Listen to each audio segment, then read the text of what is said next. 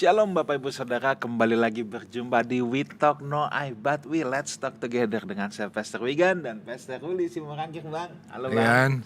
Halo Yes. semuanya. Bang, ini besok banyak gereja, khususnya gereja Protestan, gereja Katolik yang menggunakan kalender Gregorian akan merayakan Jumat Agung dan Paskah terlebih dahulu nih Bang. Sedangkan saudara-saudara Ortodoks yang menggunakan kalender Julian masih minggu depan. Tapi besok kita juga akan ibadah Jumat Agung. So di Witok malam hari ini kita mau ngobrolin nih Bang tentang Jumat Agung, tentang makna salib. Dan kita nggak cuma berdua, karena kita ditemani oleh seorang sahabat, guru senior kita, Romo Episkop Daniel Biantoro dari Nikopolis. Romo Daniel, thank you so much. Satu kehormatan bisa bincang-bincang. Selamat sore. Yes, Bapak Ibu Saudara, saya ingin ucapkan dulu selamat bergabung baik saudara yang menyaksikan acara ini lewat YouTube channel Life House Community maupun dari MNC Live Channel. Saya ucapkan selamat bergabung. Bang, tanpa panjang lebar kita mau langsung ya. Romo Episkop, saya izin bertanya dulu satu pertanyaan. Ini yang paling banyak ditanyakan khususnya oleh orang-orang non-Kristen atau orang-orang yang menganggap iman Kristen gak masuk di akal. Pertanyaannya selalu tuh begini, ini pertanyaan yang paling banyak juga saya dengar. Kenapa sih orang Kristen percaya Yesus itu disalib untuk ngampunin dosa? Kalau memang mau ngampunin mah ampunin aja. Ngapain pakai repot-repot disalib? Maafin aja, kan beres. Kenapa mesti ribet gitu? Harus pakai ada acara disalib dulu kek. Nah, gimana?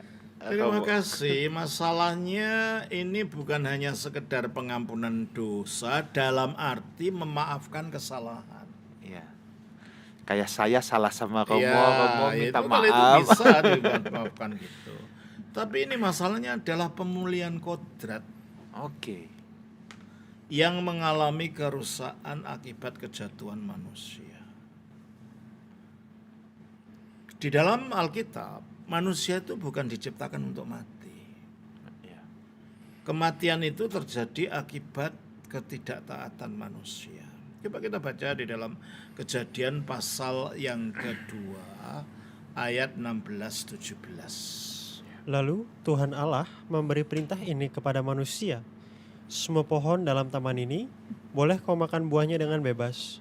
Tetapi pohon pengetahuan tentang yang baik dan yang jahat itu, janganlah kau makan buahnya. Ya. Sebab pada hari engkau memakannya, pastilah engkau mati. pada hari engkau makan, pastilah engkau mati. Pertanyaannya, seandainya mereka tidak pernah makan, ya tidak pernah mati. Iya. Itu tujuan mereka diciptakan. Karena apa? Mereka diciptakan menurut gambar dan rupa Allah. Iya. Nah, kalau mereka diciptakan menurut gambar Allah, berarti Allah, terutama gambarnya itu, menjadi pola dari kemanusiaan kita. Gambar Allah itu adalah firman-Nya Allah. Iya. Akhirnya firman Allah ini yang turun ke dunia jadi manusia Yesus Kristus. Oleh karena itu Yesus Kristus disebut gambar Allah. Coba kita baca dalam 2 Korintus pasal 4 ayat 4. 4 ayat 4. Yaitu orang-orang yang tidak percaya, yang pikirannya telah dibutakan oleh ilah zaman ini, sehingga mereka tidak melihat cahaya Injil tentang kemuliaan Kristus, yang adalah gambaran Allah. Nah, yang Kristus yang adalah gambaran Allah. Ikon to Theou bahasa aslinya. Kita baca juga di dalam Kolose pasal 1 ayat 15. Ayat 15. Ia adalah gambar Allah yang tidak kelihatan. Ia adalah gambar Allah yang tidak kelihatan. Ibrani 1 ayat 3. Ia adalah cahaya kemuliaan Allah dan gambar wujud Allah. Ya. Ia adalah cahaya kemuliaan Allah dan karakter tuteu, gambar tepat dari Allah. Oleh karena itu Yesus mengatakan, barang siapa melihat aku, dia telah melihat Bapa. Oleh karena itu juga Di dalam Yohanes 1 ayat 18 dikatakan tak seorang pun pernah melihat Allah, tetapi anak tunggal Allah yang ada di pangkuan Bapa itu yang menyatakannya. Menyatakannya. Mengapa dia dapat menyatakan Bapa? Karena dia gambarnya Bapa dan karena dia adalah firman-Nya Bapa itu sendiri. Jadi kalau manusia diciptakan menurut gambar Allah, artinya manusia dalam keadaan natural sebelum kejatuhannya, dia memiliki refleksi dari sifat-sifat gambar Allah ini, yang gambar Allah atau firman Allah itu adalah Allah sifatnya. Nah, kalau dia diciptakan menurut gambar Allah, berarti manusia sebenarnya diciptakan untuk tidak mati, sebab gambar Allah atau firman Allah itu tidak bisa mati. Nah, akhirnya manusia melanggar tadi. Jadi yang membuat dia mati bukan karena itu buah ajaib. Toh kita tidak tahu buahnya itu buah apa. Sering di sekolah minggu digambarkan sebagai apel. Tidak. Mungkin juga jagung kita juga nggak tahu. Mungkin itu juga pisang juga kita nggak tahu. Yang jelas bukan durian. Bulan. Karena apa? Sebab alam di mana Adam itu belum jatuh Iya. beda dengan alam yang ada pada kita sekarang. Seandainya ada buah pun tidak akan sama dengan buah yang kita miliki sekarang. Ya toh? Jadi kita tidak usah berspekulasi tentang buah apa. Yang penting bahwa akhirnya mereka melanggar. Nah, pelanggaran itu yang memutuskan hubungannya dengan Allah, dan itu yang menyebabkan terputusnya hidup ilahi dalam diri manusia, yang itulah menyebabkan manusia mengalami kematian. Dan akibatnya pula manusia kehilangan kemuliaan yang tadinya dimiliki sebagai refleksi kemuliaan sang gambar itu sendiri di dalam dirinya. Makanya dikatakan dalam Roma pasal 3 ayat 23. Roma 3:23. Karena semua orang telah berbuat dosa Semua orang telah berbuat dosa dan telah kehilangan kemuliaan Allah. dan telah kehilangan kemuliaan Allah. Kalau kehilangan berarti tadinya dia punya. Sekarang hilang akibat ketidaktaatan tadi. Nah, sekarang. Jadi itulah akhirnya manusia sekarang berada di bawah kuasa kematian. Yang kematian itu sendiri diakibatkan akibat dosa, berarti manusia di bawah dosa. Dosa ini sendiri datang karena provokasi iblis, berarti manusia di bawah kuasa iblis. Dosa, iblis, kematian. Ini adalah ketiga kekuatan jahat yang menyebabkan manusia kehilangan segalanya yang tadinya dimiliki sebelum dia jatuh, dan yang menyebabkan manusia tidak bisa kembali menyatu kepada Dia yang menciptakan itu. Nah, itulah sebabnya. Inilah artinya dosa itu. Dari kata hamartia. Dan hamartia itu di zaman dulu pada abad pertama itu, atau ya pada abad-abad sebelum Kristus dan sesudah Kristus, itu adalah istilah yang digunakan dalam olahraga panahan. Kalau mata panah itu tidak bisa mengenai sasaran, itu namanya hamartia. Dan manusia sudah tidak lagi pada sasaran dia diciptakan. Sasaran apa? Untuk hidup kudus seperti Allah, untuk hidup kekal seperti Allah, untuk hidup bahagia seperti Allah, dan semuanya itu hilang akibat pelanggaran tadi. Berarti manusia sudah tidak pada sasaran itu lagi. Itulah artinya dosa. Jadi dosa di sini bukan hanya sekedar berbuat salah untuk supaya bisa dimaafkan, bukan. Dosa di sini adalah kehilangan jati diri sebagai yang diciptakan menurut gambar Allah. Dan intinya adalah manusia berada di bawah kuasa dosa, iblis, dan maut. Padahal rencana Allah itu manusia tetap supaya selamat. Rencananya nggak berubah. Coba kita baca di dalam 1 Timotius 4 ayat yang 2 ayat yang keempat. Yang menghendaki supaya semua orang diselamatkan. Yang menghendaki supaya semua orang diselamatkan. Allah tidak menghendaki ada yang binasa, enggak. Kita baca juga di dalam 2 Petrus 3 ayat 9. Tuhan tidak lalai menepati janjinya, sekalipun ada orang yang menganggapnya sebagai kelalaian. Tetapi ia sabar terhadap kamu, karena ia menghendaki supaya jangan ada yang binasa. Ia menghendaki supaya jangan ada yang binasa. Nah, karena kehendaknya ini tetap sama, jangan sampai ada yang binasa, supaya semua orang tetap selamat. Padahal yang menyebabkan manusia biasa itu adalah iblis, dosa, dan maut itu. Maka supaya manusia itu kembali dalam keadaan bukan di bawah binasa lagi, iblis, dosa, dan maut harus disingkirkan. Lah, menyingkirkan iblis, dosa, dan maut tidak cukup mengatakan kamu saya maafkan, tidak cukup. Gimana? Iblis, dosa, dan maut kok hanya dengan ucapan kamu saya maafkan.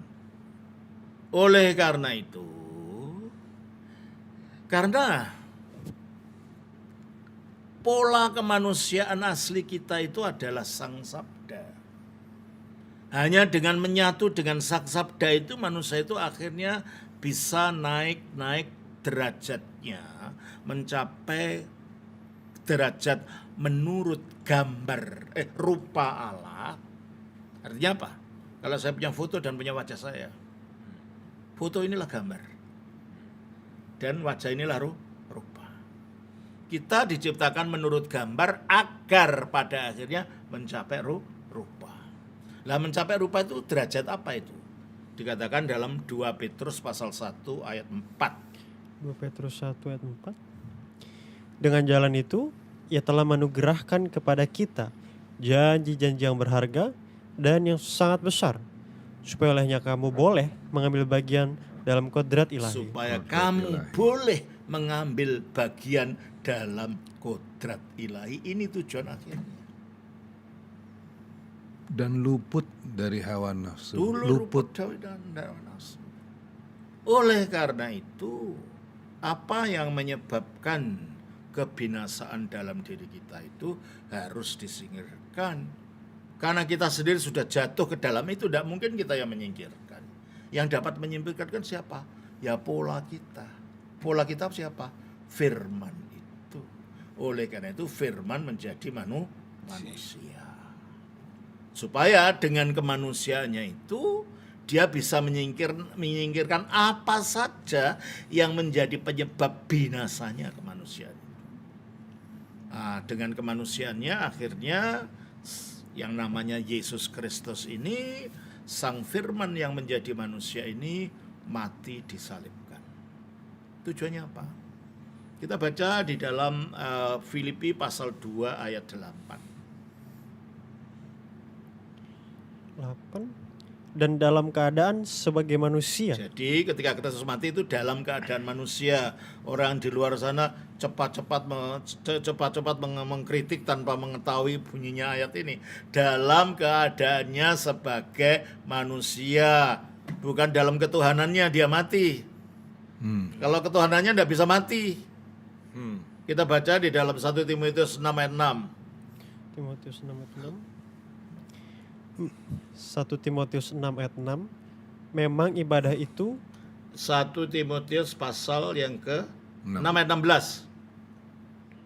Dialah satu-satunya yang tidak takluk kepada maut. Itu kalau dalam keadaannya sebagai yang ilahi, dia tidak dapat takluk kepada maut. Maka ditegaskan dalam ayat itu, dalam keadaannya sebagai manusia. Kembali ke Filipi 2 ayat 8. Dan dalam keadaan sebagai manusia, melalui inkarnasinya, ia telah merendahkan dirinya, dan taat sampai mati. Bahkan sampai mati di kayu salib. Jadi matinya di kayu salib itu tindakan apa itu? Taat. Padahal intinya dosa tadi apa? Tidak taat. Jadi melalui ketaatan di dalam kemanusiaannya itu, ketidaktaatan pada kemanusiaan itu dikalahkan. Dan itulah sebabnya dikatakan di dalam Roma 5 ayat 19.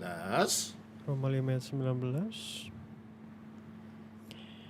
Jadi sama seperti oleh ketidaktaatan satu orang. Siapa? Adam. Kapan? Taman Waktu Eden. di Taman Eden. satu orang, semua orang telah menjadi orang berdosa. Terus Demikian pula oleh ketaatan satu orang, siapa? Yesus. Di mana?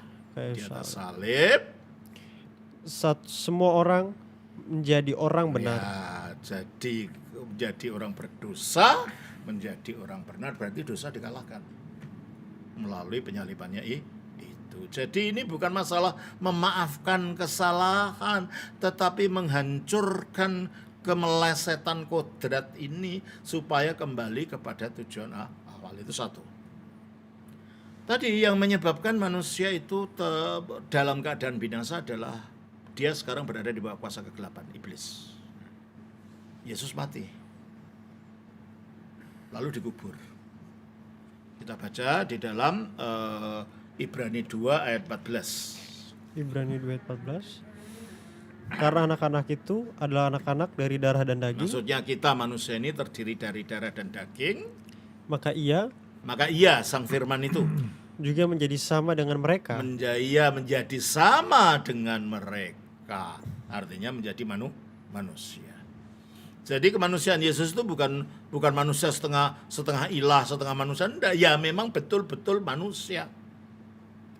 Tanpa kehilangan keilahiannya. Kok bisa, Romo? Ya saya gambarkan begini. Ini saya.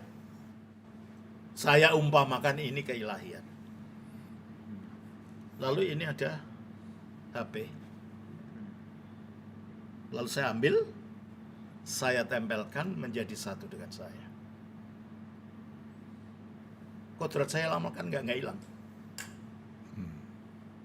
Firman menjadi manusia bukan berarti firman berubah keadaannya. Tapi firman itu dalam keadaan ilahinya mengambil satu kodrat yang baru, yaitu kodrat manusia. Coba kita baca di dalam Filipi pasal 2 ayat 6 dan 7. Filipi 2 ayat 6 dan 7. Yang walaupun dalam rupa Allah, Walaupun dalam rupa Allah, kenapa? Karena dia firman-Nya Allah itu adalah Allah, maka dia dalam rupa Allah. Terus tidak menganggap kesetaraan dengan Allah itu setara dengan Allah karena hanya ada satu keilahian yang dimiliki oleh Bapa maupun firman-Nya, maka keilahiannya setara, cuma satu. Terus sebagai milik yang harus dipertahankan, melainkan telah mengosongkan dirinya sendiri. telah mengosongkan dirinya dalam pengertian keilahiannya tidak dinampakkan. Sebab kalau keilahiannya dinampakkan, tidak mungkin dia nampak sebagai manusia. Sebab keilahian itu lebih berkuasa dari kemanusiaan. Jadi keilahian itu meskipun tetap ada di dalam kemanusiaan firman itu ketika menjadi manusia, tetapi itu dikosongkan, tidak dinampakkan. Terus Melainkan telah mengosongkan dirinya sendiri dan mengambil rupa seorang hamba. lalu mengambil rupa seorang hamba. Jadi inkarnasi itu bukan perubahan dari Allah berubah jadi manusia, tidak. Allah mengambil kemanusiaan. Jadi kealahannya tetap ada di dalam dirinya, di dalam wujudnya yang manusia ini tidak hilang. Kita baca dalam Kolose 2 ayat 9. Kolose 2:9. Sebab dalam dialah Di dalam dia, satu pribadi ini, berdiam secara jasmania berdiam secara jasmania dalam wujudnya yang manusia itu. seluruh kepenuhan kealahan. Ya, seluruh kepenuhan kealahan, seluruh totalitas kealahan itu berdiam dalam wujudnya yang manusia ini. Sehingga dia tetap Allah, tapi juga betul-betul manusia. Dan itulah yang kembali kepada ke Ibrani pasal 2 ayat 14 tadi. Karena anak-anak itu adalah anak-anak dari darah dan daging, Karena anak-anak, yaitu kita manusia ini adalah dari darah dan daging, maka ia maka ia sang firman itu juga menjadi sama dengan mereka ia menjadi sama dengan mereka. Terus dan mendapat bagian dalam keadaan dan mereka mendapat bagian dari dalam keadaan mereka. Artinya dia betul-betul manusia total. Tapi juga betul-betul ilahi karena keilahiannya tidak hilang. Supaya apa? Teruskan. dan supaya oleh kematiannya Supaya oleh kematiannya, kalau tidak berwujud manusia mana bisa mati? Ya kan? Maka dia berwujud manusia supaya bisa mati, dan oleh kematiannya ini apa katanya? supaya oleh kematiannya ia memusnahkan dia, yaitu iblis yang berkuasa atas Loh, maut. gimana sih kok kematian bisa memusnahkan iblis? Nah, kalau iblis itu adalah apa tadi? Yaitu iblis yang Berkuasa atas maut. berkuasa atas maut. Berarti setiap orang mati itu selalu berada di bawah cengkeraman iblis. Nah, Yesus mati di bawah cengkeraman iblis dong. Seharusnya begitu. Ya. Tapi ternyata dia hari ketiga bangkit. Dan iblis tidak dapat mencengkeram dia untuk tetap berada dalam alam maut. Iblis tidak mampu mengalahkan Yesus. Dengan demikian, melalui kebangkitannya itu, di mana iblis tidak mampu untuk tetap mencengkeram Yesus dalam alam maut, membuktikan iblis telah kalah dengan Yesus Kristus. Jadi melalui penyalipannya dia mengalahkan ketidaktaatan yang adalah intinya dosa, berarti mengalahkan dosa. Melalui penguburannya dia telah mengalahkan iblis, sehingga iblis tidak mampu untuk mencengkeram dia tetap dalam alam maut. Dan melalui kebangkitannya dia mengalahkan kematian itu sendiri. Kita Jadi 3 baca- serangkai dikalahkan. Ya, 3 serangkai Iya, dikalahkan. betul. Iblis, dosa, maut. iya betul. Roma 6 ayat 9. Roma 6 ayat 9. Karena kita tahu bahwa Kristus sesudahnya bangkit dari antara orang mati, Ya, tidak mati lagi.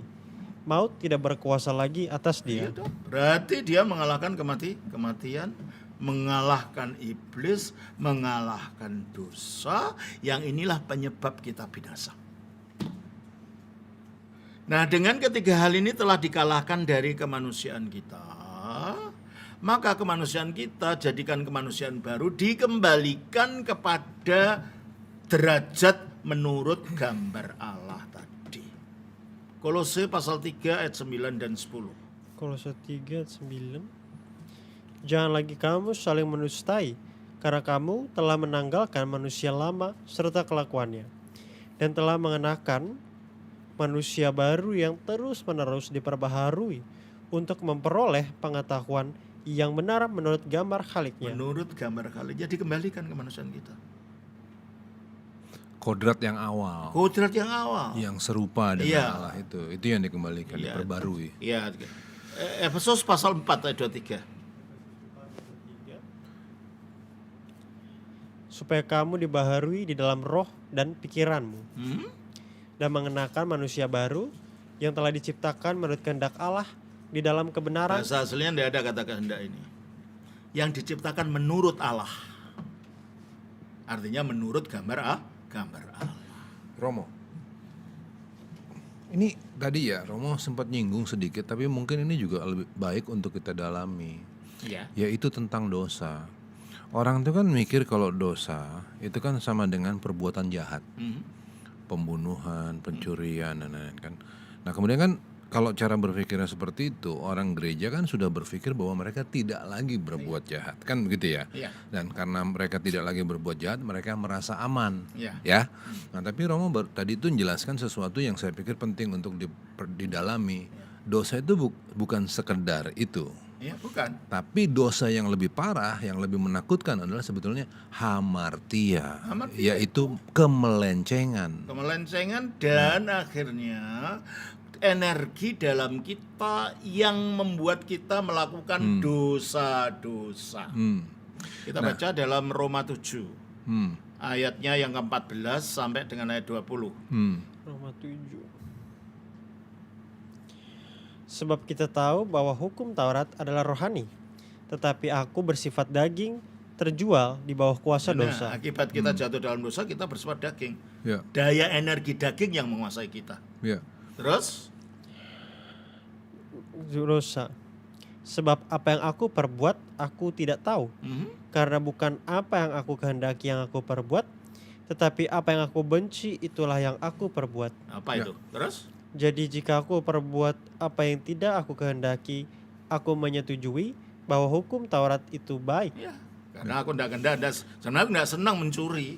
Ya, kalau kita tadi ya hamartia itu sesuatu yang bahayanya luar biasa. Memang.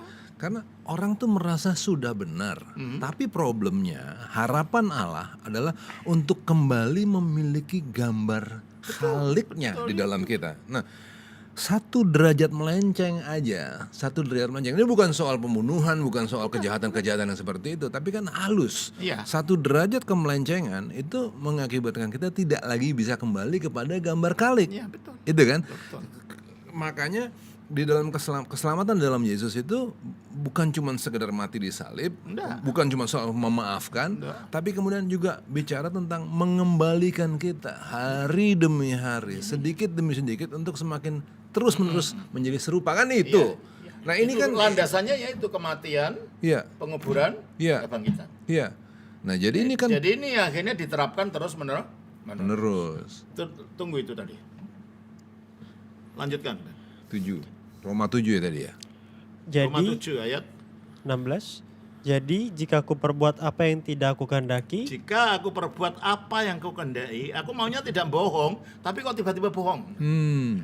Melenceng dia. Iya, melenceng terus. aku menyetujui bahwa hukum Taurat itu baik. Iya, karena hukum Taurat mengatakan jangan mencuri, jangan berbohong, tapi aku berbohong. Ya, terus Kalau demikian, bukan aku lagi yang memperbuatnya, nah, kalau beginian bukan aku lagi yang memperbuatnya, tapi siapa? tetapi dosa Tetapi dosa yang ada di dalam aku. yang ada di dalam aku. Iya. Terus Di dalam aku, sebab aku tahu bahwa di dalam aku, yaitu di dalam aku sebagai manusia, tidak ada sesuatu yang baik. ya, di dalam aku sebagai daging tidak ada sesuatu yang baik. Ya. Ini yang membuat kita mengikuti kehendak daging itu. Ini yang membuat kita melakukan dosa-dosa dan pelanggaran-pelanggaran itu. Tapi ada kekuatan yang namanya kekuatan dosa akibat dari hamartia tadi Ya. yang menimbulkan dalam diri kita perbuatan-perbuatan dosa dan pelanggaran-pelanggaran. Berarti juga di sini nih terletak kekayaan iman kita. Ya. Letak kekayaan iman kita tuh gini loh, orang lain di dalam agama-agama selalu merasa bahwa mereka sudah baik. Ya. Iya dong. Dan Ya. kita hargailah. Memang ada kebaikan di sana, tapi tidak ada ketepatan. Nah, Padahal tanpa ketepatan orang nggak bisa masuk kembali menuju gambar Ya. Khalik. Sehingga dengan rendah hati Paulus tadi menjelaskan, aku kepengen bikin yang baik, tapi bukan yang aku kehendaki yang aku lakukan, kan begitu. Ini kan dari ketajaman pengertiannya Paulus membuat dia mengerti bahwa bahaya dari dosa itu adalah si meleset itu, iya, meleset Martia itu. tadi. Betul. Jadi kalau begitu, kalau orang bertanya, kok ribet sekali ya? Kan dirimu sudah ribet, sudah rusak kok. Cara memulihkan ya harus ribet. Loh, bukan kita yang ribet, tapi cara berpikir banyak orang udah jadi ribet. Kita kembalikan kepada rencana semua malah jadi bingung toh. Itu kan masalahnya. Karena orang itu berpikir tidak ada namanya hamartia itu. Pokoknya dosa itu adalah melanggar aturan, melanggar moral, melanggar melanggar perintah-perintah ritual. Ya. Bukan itu kita. Kita lebih dalam daripada sekarang melanggar itu, tetapi adalah diri yang terdalam dari kita ini yang telah mengalami keplesetan. Jadi kalau begitu gini, di banyak pengajaran seringkali arah pengajarannya tuh aiming too low. Aiming too low untuk sekedar tidak melakukan perbuatan-perbuatan jahat, dosa yang besar. Tapi Alkitab nggak bicara begitu. Alkitab itu bicara tentang ketajaman, bicara tentang ketepatan. Itu, ini kekayaan iman kita di situ berarti kan? Betul, ya. Jelas ya? Nah, ada lagi. Oke, nah saya teruskan dikit nih. Ya. Jadi, tapi ini saya mewakili pertanyaan banyak orang ya. Apakah tidak ada sarana yang lain selain salib? Tidak ada sarana yang lain selain salib. Maksudnya kenapa harus matinya itu dengan cara disalib gitu? Ya, karena apa? Pertama salib itu oleh ketaatannya itu, salib itu akhirnya mematahkan ketidaktaatan itu. Oke. Yang ketidaktaatan itu adalah intinya dosa. Itu pertama. Yang kedua, salib itu juga dari kacamata Taurat itu adalah hukuman bagi orang yang terkutuk. Iya, oke. Kita baca di dalam Ulangan pasal yang ke-21 ayat 22-23. Nah, ini dia. Apabila seseorang berbuat dosa yang sepadan dengan hukuman mati, lalu ia dihukum mati, kemudian kau gantung dia pada sebuah tiang, maka janganlah mayatnya dibiarkan semalam-malaman pada tiang itu, tetapi haruslah engkau menguburkan dia pada hari itu juga. Sebab seorang yang digantung terkutuk oleh Allah. Seorang yang digantung, entah digantung di atas pohon, entah di atas kayu, entah di atas salib, itu terkutuk oleh Allah. Nah, padahal kita ini loh, akibat kejatuhan dalam dosa kita juga kena kutuk loh. Iya. Kejadian 3 ayat 17. Lalu firman-Nya kepada manusia itu, karena engkau mendengarkan perkataan istrimu dan memakan dari buah pohon yang telah kuperintahkan kepadamu, jangan makan daripadanya. Maka terkutuklah tanah karena engkau. Terkutuklah tanah karena engkau. Kita hidup dalam alam yang sudah terkutuk. Kedua, karena ketidakmampuan kita untuk menjalankan perintah Tuhan, terutama dalam Taurat, kita juga kena kutuk. Yes. Kita baca Ulangan pasal 26 ayat 27. Ayat 27. Ulangan 26 ayat 7. 27. Nah, ada. Ulangan 26 Ayat 27. ayat 27 ayat 26. Ulangan 27 ayat 26. Terkutuklah orang yang tidak menepati perkataan hukum Taurat ini dengan perbuatan. Ya. Terkutuklah orang yang tidak menepati perkataan huruf Taurat itu dengan perbuatan. Saya tanya, kalau kita jujur, betulkah kita bisa menepati seluruh hukum Taurat Enggak mungkin. tanpa melanggar? Hmm. Nah, sekali kita melanggar berarti kena kutuk ini. Betul tidak? Karena kita sadar bahwa kita tidak mampu untuk tidak melanggar, itu tidak mampu. Jadi bukan Tauratnya yang salah, kitanya yang salah. Iya. Ya kan? Nah, kita baca juga di dalam Galatia 3 ayat 10.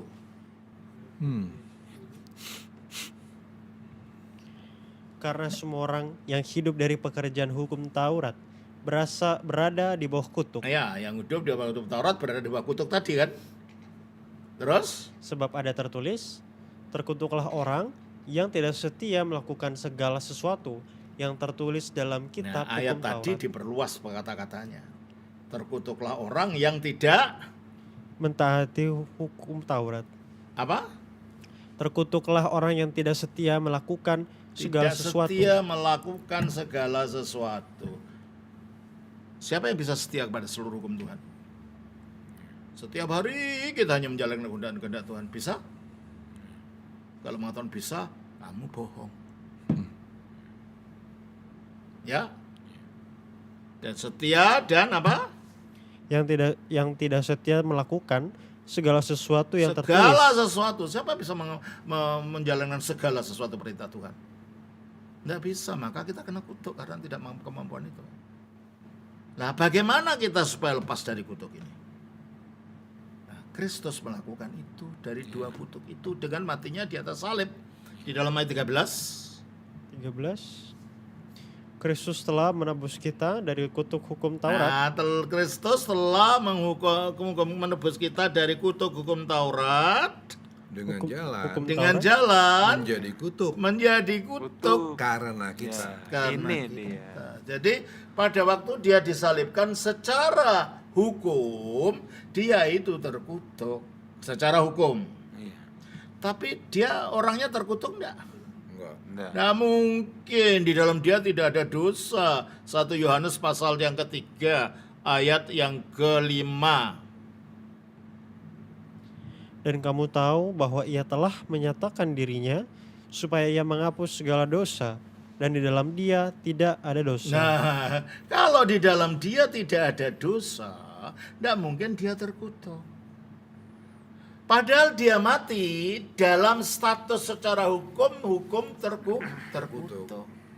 Lah hukum terkutuk ini diarahkan kepada orang yang tidak punya kutuk. Jadi apa hukumnya? Rontok kuasanya. Kalau ujung pada itu lunglai. Karena tidak mengenai sasaran. Sasaran ini loh yang kata hukum itu adalah orang mati terkutuk. Ini loh orangnya tidak punya dosa. Gimana bisa kena? Dengan demikian, melalui penyalipannya yang secara hukum terkutuk itu, Yesus mengalahkan kutuk manusia. Dan tidak ada kematian cara lain yang dapat mengalahkan kutuk kecuali kematian yang ada hukumnya, yaitu hukum terkutuk. Maka cara matinya harus mati di salib, tidak ada yang lain. Yes, itu dia. Jelas ya? Iya. Ada orang bilang gini, tapi kok Allah yang kamu sembah itu kok kayak Allah yang haus darah sih? Bukan halus darah. Karena apa? Allah itu maha suci. Nah kalau Allah itu maha suci dan maha adil, dosa apa, hukuman apa yang layak kita berikan kepadanya pada waktu kita berdosa? Hanya satu, hukuman mati. Mati, darah kita mati, Ya itulah. nyawa kita. Iya. Ya kan? Dalam keadilannya hanya satu yang dapat kita Allah berikan kepada kita kalau kita berdosa, yaitu hukum mati. Ya dosa kita dosa terkutuk lagi. Ya itulah. Dosa terkutuk berdasarkan 3 hal itu, nggak bisa jalanin perintah Allah, Taurat nggak bisa kita laksanain, dan kita sendiri berdosa, ya kan? Terkutuk. Nah dia itulah. menjadikan dirinya terkutuk. Iya. Gitu. Jadi bukan soal haus darah dong. Bukan. Dia menjadikan dirinya terkutuk kok. Iya. Iya kan? Bukan soal haus darah dong. Karena apa? Untuk mengalahkan kuasa kutuk ini loh. Iya. Kalau bukan cara itu tidak ada yang bisa mengalahkan. Iya. Iya. Jadi bukan Yesus terkutuk, enggak. Hukumnya mengatakan itu terkutuk, tapi Yesusnya adalah suci tanpa dosa. Berarti justru dengan begitu dia menjadikan dirinya terkutuk, malah kita memiliki Allah yang compassionate dong. Betul. Bukan soal haus darah nih, compassionate God dan ya. Jelas ya? Jelas. Ya. Luar biasa sekali. Saya tuh juga suka bilang begini Romo, bahwa dosa itu memang bukan sekedar perbuatan yang melanggar hukum saja, tetapi kematian Kristus itu kan menebus kita. Karena dosa itu perbudakan. Iya memang. Jalan keluar perbudakan itu bukan dimaafkan, tapi harus ditebus. Betul. Iya kan ya? Iya. Budak itu kalau mau dibebaskan dari perbudakan ya harus ditebus. Kita budak kematian, kita budaknya iblis, kita budak dosa, itu semua kita berada di situ. Sini rumah saya bantuin. Iya. Oh sini. Terima kasih. Iya. Iya. Udah ya, jelas itu. Jelas. Mungkin dari abang lu bang, gimana bang tentang salib ini bang? Saya dari tadi dengerin begini, ini yang saya sangat tertarik itu si hamartianya itu dulu, Romo. Ya, karena kan begini, berarti kalau begitu begini, banyak orang merasa sebagai pemilik surga, ya kan? Tapi kenyataannya, ternyata kan kembali ke surga itu nggak sesederhana itu. Bukan bicara tentang sesuatu yang besar-besar loh, sesuatu yang halus itu kan. Jadi itu buka mata mestinya, buka mata, menantang yang dengerin acara ini untuk mengerti bahwa keselamatan itu adalah sesuatu yang harus dikerjakan terus-menerus. Dan surga dari kacamata Kristen, surga itu bukan tempat untuk bersenang-senang. Di surga tidak ada kawin-mawin. Coba kita baca Matius pasal yang ke-20, 22 ayat 30. Karena pada waktu kebangkitan orang tidak kawin dan tidak dikawinkan, melainkan hidup seperti malaikat di Nah, surga. karena kita akan hidup sebagai malaikat, masa malaikat kawin? Tapi orang bilang gini, oke lah nggak kawin-kawinkan, tapi bukannya surga itu tempat di mana jalanannya, pasirnya itu terbuat dari permata Ya berlian. itu kan dari kita payu, tapi kita payu itu tidak berbicara tentang surga. Itu tentang mempelai Kristus yang akan dimuliakan, yaitu gereja. Hmm. Iya. Itu kan mempelai Kristus itu dalam kitab Wahyu 21:22 itu. Iya. Yerusalem baru yang turun dari surga. Surga. Iya kan? Iya. Kata-katanya kan? Kalau saya bertanya, kucing yang turun dari genteng, apa kucing itu genteng? Iya. Hmm. Iya kan? Yerusalem baru yang turun dari surga. Apakah Yerusalem baru itu surga itu sendiri? Bukan, dia turunnya dari surga. Iya. Tapi dia bukan surga, dia Yerusalem baru. Dan itulah gambaran gereja. Hmm. Karena dikatakan itulah mempelai Kristus. Ya, tapi akhirnya orang jadi kepikiran di situ, Pak Romo, Gimana? bahwa di surga sana isinya kemewahan. Ya, itu Mereka mau menikmati malah itu. bahkan ada yang mengatakan di surga Yesus itu sekarang membuat kafling-kafling untuk kita kok. Mm-mm. Tergantung sama amal ibadah, nanti jadi besar luar biasa kan Romo, gitu. sebenarnya dalam kitab suci kita itu akan hidup di langit yang baru dan bumi yang baru kan. Ya, bumi langit yang Bukan baru dan apa surga kan? ya, surga dan bumi langit baru. Surga itu di mana Allah itu ada. Iya. Ya. Jadi manusia surga maksudnya menyatu dengan Allah itu. Yes, teosis itu, itu. menyatu dengan Allah itu. Jadi kan? gambarannya bukan kita nanti bersenang-senang di sana dengan Jadi dalam banyak hal ini istri, dengan surga itu bukan soal tempat ya, bukan tapi penyatuan. soal di mana kita menyatu dengan Allah. Kami itu di gereja mengajarkan ini sama Pastor Wigan ini ngajarin bahwa kita itu dicipta untuk hidup di bumi. Kita tidak dicipta untuk kemudian menguasai surga. Itu namanya ekspansi. Namanya apa ya? Ya, kita Itu diciptakan penjajahan. untuk menyatu dengan Allah di mana Allah itu ada, itulah surga. Dimanapun, jadi dimanapun kita berada, sepanjang kita bersama dengan Allah, itulah surga. Iya. Jangan terus mikir kita mau ekspansi ke surga, mau menguasai surga kan jadi keliru gitu. Makanya loh. kalau ada orang mengatakan kalau kamu jadi Kristen kamu tidak akan masuk surga. Nah, saya nggak butuh surgamu kok.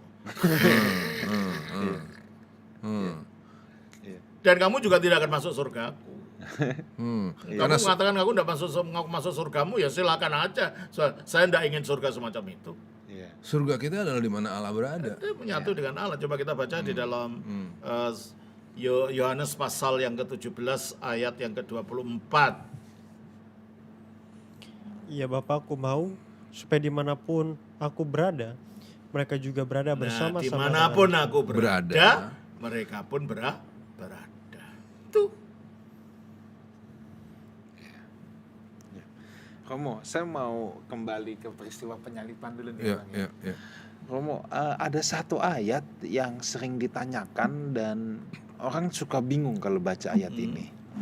Ketika Yesus disalib, dia kan bilang, Eloi, Eloi, lama sabachthani, Allahku, Allahku, mengapa engkau meninggalkan aku? Ya, nah, orang ini suka bingung, kok maksudnya apa itu? Allah meninggalkan Yesus. Nah, saya pernah belajar ada berbagai macam tafsiran lah. Nah, kalau dari Romo Pada sendiri waktu gimana? Yesus di atas salib itu, dia sedang menggenapi nubuat dari Mazmur 22. Yes. Baca ayat 1, ayat 16, ayat 17. Allahku, Allahku, mengapa engkau meninggalkan aku? Terus Aku berseru, tetapi engkau tetap jauh. ayat 16, 17. 16. Kekuatanku kering seperti beling, lidahku melekat pada langit-langit mulutku, dan dalam debu maut kau letakkan aku. Terus Sebab anjing-anjing mengerumuni aku, anjing-anjing mengerumuni aku, itulah para orang-orang penyembah berhala. Karena pengajar sesat disebut anjing dalam kitab Filipi 3 ayat 18. Filipi 3 ayat 1 coba. Nanti ke situ lagi. Filipi 3 ayat 1 menuliskan hal ini lagi kepadamu tidaklah berat bagiku dan memberi kepastian kepadamu. Hati-hatilah terhadap anjing-anjing Hati-hatilah terhadap anjing-anjing, Hati-hatilah terhadap pekerja-pekerja yang jahat. pekerja-pekerja palsu. Hati-hatilah terhadap penyunat-penyunat yang palsu. Itulah orang-orang Farisi dan orang-orang Saduki. Dan para penyembah berhala lainnya disebut anjing-anjing. Nah, di situ Yesus mengatakan anjing-anjing mengelilingi aku. Siapa yang mengelilingi? Para pemimpin agama waktu itu. Pada waktu dia disalibkan. Terus kan kembali kepada Mazmur pasal yang ke-22 tadi. Terus Kekuatanku kering seperti beling, lidahku melekat pada langit-langit mulutku, dan dalam debu maut kau letakkan aku. terus Sebab anjing-anjing mengerumuni aku, anjing-anjing mengerumuni aku. gerombolan penjahat mengepung aku. Golongan penjahat itu para pemimpin agama yang mengenai kematiannya itu. Iya.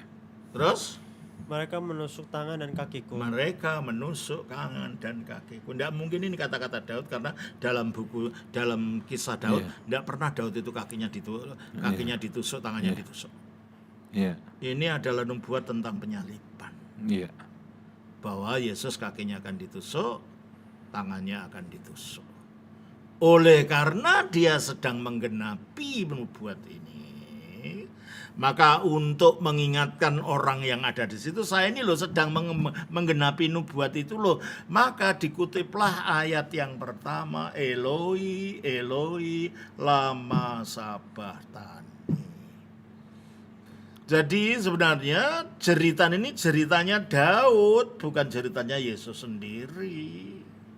Jadi ini tidak ada kaitannya Allah meninggalkan Yesus, bukan. Dia hanya mengutip doa dalam Mazmur.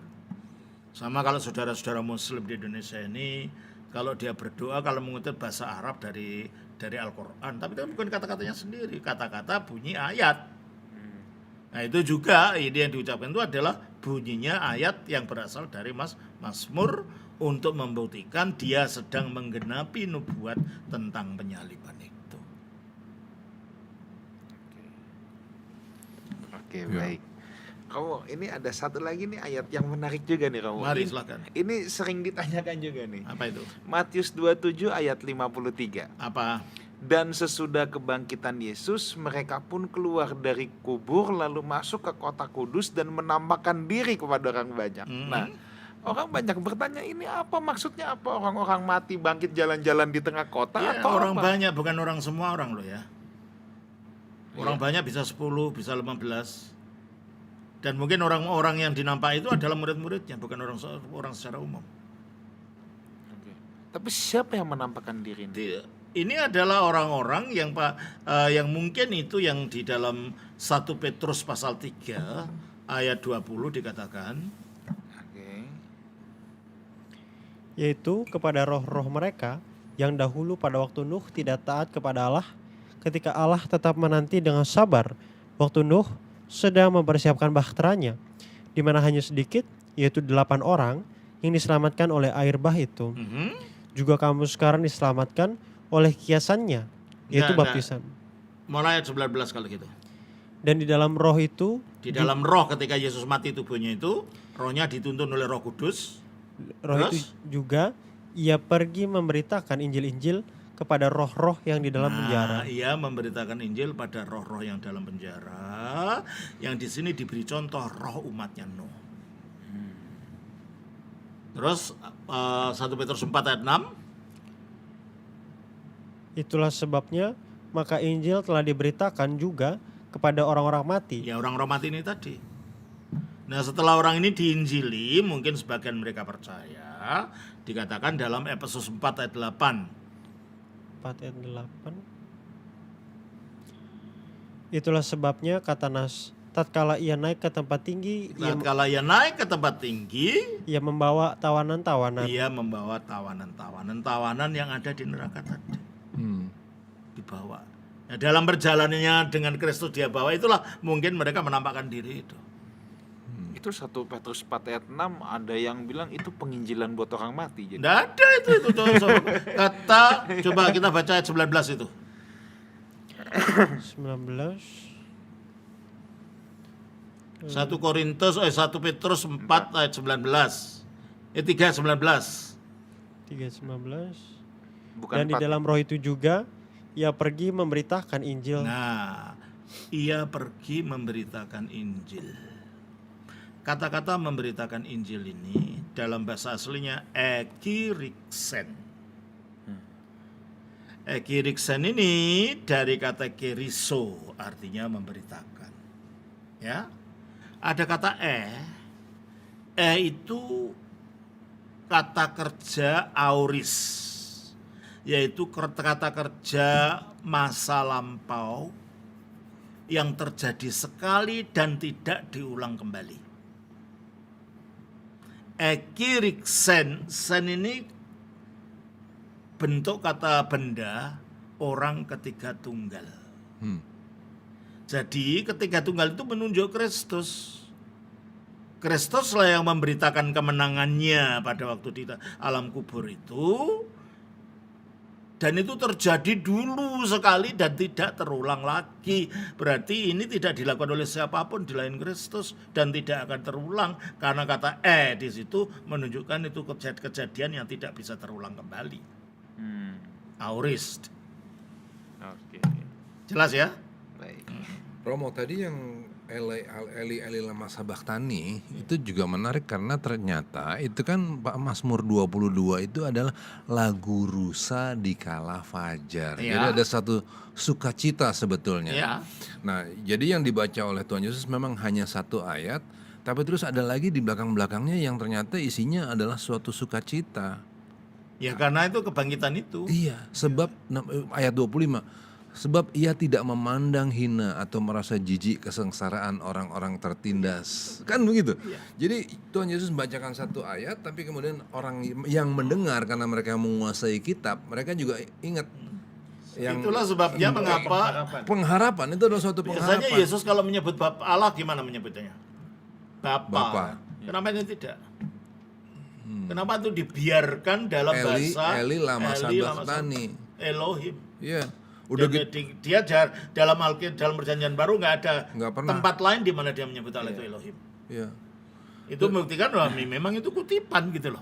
Iya. Iya. Terus kutipan itu juga nanti yang ayat 25 tadi seperti Iya. tadi. Dia mendengarkan orang yang berkeluh kesah. Iya. Nah, ya. Iya. Kemudian segala ujung bumi, sebagai akibatnya segala ujung bumi akan mengingatnya dan berbalik kepada Tuhan. Dan segala kaum dari bangsa-bangsa akan sujud menyembah di hadapannya. Iya. Sebab Tuhanlah yang punya kerajaan dan selanjutnya. Jadi ada suatu sukacita. Sukacita akibat itu, akibat dari Iya. kemenangan itu. Jadi Yesus hanya bilang, mungkin begini juga Romo. Karena orang yang disalibkan hanya bisa bicara sepatah dua patah kata kan. Karena dia harus napas sambil buang badannya Iya, kan, betul. kan gitu. Nah jadi dengan keterbatasan kalimat yang bisa diucapkan, dia nyebut Eli lama sabachthani. Yang mendengar mengerti bahwa itu diambil dari nyanyian rusa di kala fajar. Ada suatu pengharapan. Jadi jangan dipotong, jangan bilang Allah Makanya meninggalkan. kalau dikatakan bahwa pada waktu itu Allah meninggalkan Yesus, itu Nestorianisme. Iya. Karena di dalam menurut ajaran gereja, ketika firman Allah itu telah menjadi manusia, dia tidak turun naik keluar masuk. Sekali dan selamanya di situ. Kalau dikatakan Yesus keluar ke Allahannya lalu tinggal ke manusianya, itu Nestorianisme. Lagi pula nggak konsisten, karena Allah bahkan tidak sepanjang dia tidak pernah meninggalkan perbuatan tangannya. Bagaimana kemudian Allah meninggalkan anaknya yang tunggal? Kan nggak masuk akal itu kalimat. Oke, Romo, kita udah di penghujung acara banget. Iya. Mungkin ada sepatah dua patah kata pesan Jumat Agung buat teman-teman yang sedang menyaksikan. Ya, saya kira mulailah sekarang mengembalikan tempatnya Paskah itu pada tempat yang sebenarnya. Ini harus menjadi perayaan yang jauh lebih besar daripada Natal. Sebab kalau tidak ada Paskah, tidak ada Kristus mati, disalibkan dan bangkit dari kematian, maka keselamatan kita tidak terjadi. Nah, kita lupa dengan Paskah ini, kita menekankan pada Natal. Natal pun yang kita tekankan adalah pada sisi komersialnya. Sehingga makna rohaninya kehilangan. Dan itulah sebabnya akhirnya kekristenan itu menjadi keropos. Kita nggak tahu apa maknanya Kristus mati, apa maknanya penebusan, sehingga kita datang gereja hanya untuk mencari apa yang menyenangkan saja, tapi bukan sesuatu yang betul-betul dibutuhkan oleh roh kita, betul-betul dibutuhkan oleh tujuan kita nanti meninggalkan dunia. Baik, kamu. Terima kasih. Terima kasih untuk perbincangannya. Saudara, demikianlah Witok kita pada kesempatan ini. Minggu depan kita masih akan berbincang dengan Romo Episkop lagi. Kita akan membahas tentang makna kebangkitan. Jadi jangan kemana-mana, sampai jumpa di Witok yang akan datang. Witok minggu depan hanya di Witok No I But We Let's Talk Together. God bless you. Terima kasih.